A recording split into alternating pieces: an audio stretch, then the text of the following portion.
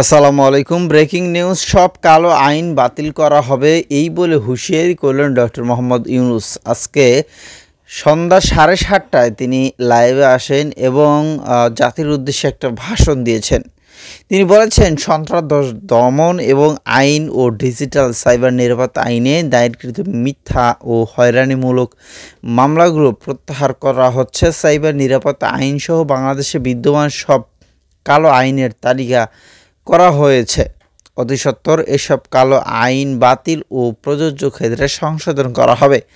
সাংবাদিক সাগর রুনি হত্যাকাণ্ড সহ বহুল আলোচিত 5টি হত্যাকাণ্ডের তদন্ত ও বিচার অগ্রাধিকার ভিত্তিতে দ্রুততম সময়ে নিষ্পত্তির জন্য সহায়তা প্রদান করা হচ্ছে।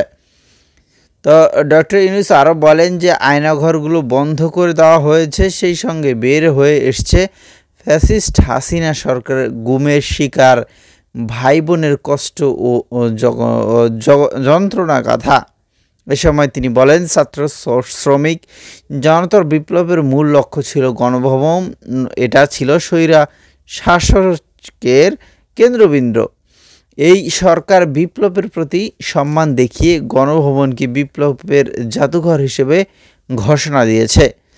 এদিকে প্রধান উপদেষ্টা আরও বলেছেন, ছাত্র জনতার ক্ষোভকে স্থায়ীভাবে তুলে ধরার জন্য গণভবনের আর কোনো সংস্কার করা হবে না। ছাত্র জনতার ক্ষোভের মুখে তা যে অবস্থায় দাঁড়িয়েছিল সে অবস্থায় তাকে রাখা হবে।